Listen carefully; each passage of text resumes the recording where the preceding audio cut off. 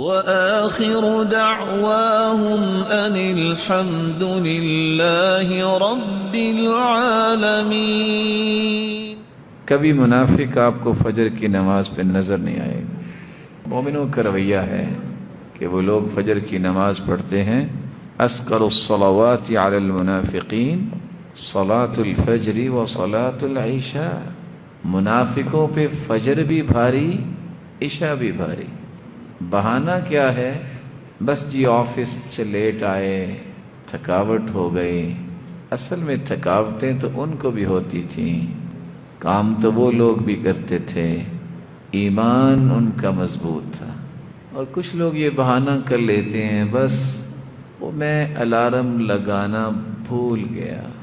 کیا صحابہ کے زمانے میں کوئی موبائل تھا؟ کوئی ٹائم پیس تھا؟ کوئی الارم نام کی چیز تھی؟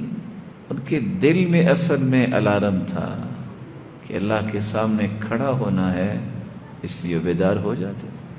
اگر غور کریں بزار کی روایت پہ تو ایک راز کھلتا ہے جس کو ہم سوچنے کے بغیر ہی بول دیتے ہیں، لیکن اصل میں وہ راز ہے۔ بس جی عشاء کی نماز کا وقت تھا تو نا سب ذرا بھاری سا ہو گیا، یوں محسوس ہوا کہ جیسے بی پی شوٹ کر رہا ہے، اور فجر کو بھی ایسے تو میں نماز نہیں پڑھنے جا سکا۔ حدیث کہتی ہے یہ منافقوں کی نشانی ہے، الذین تثاقلت رؤوسهم عن الصلاة، جن کے سر بھاری اور بوجھل ہو جاتے ہیں نماز کے وقت۔ وہ لوگ جو عشاء اور شام اور ظہر کی نماز میں 4 سے 5 سے 10 صفیں مسجد میں نظر آتی ہیں، فجر کو کتنی صفیں ہوتی؟ جس دن جمعے کی نماز جتنے لوگ فجر پہ آ جائیں گے، کہنے والا کہتا اس دن بیت المقدس فتح ہو جائے گا۔ تعجب کی بات یہ ہے، یورپ کی تعریف کریں گے وہ ٹائم کے بڑے پابند ہیں، خود اذان ہوئی ہوتی تو سوئے ہوتے۔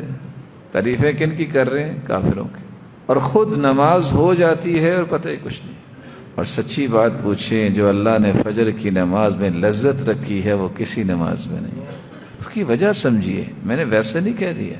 بالکل انسان صبح صبح اٹھتا ہے تازہ دم، خالی ذہن، فجر کی نماز میں اس لیے 60 سے 100 آیتیں پڑھنے کا عمل اللہ کے رسول نے پیش کیا ہے۔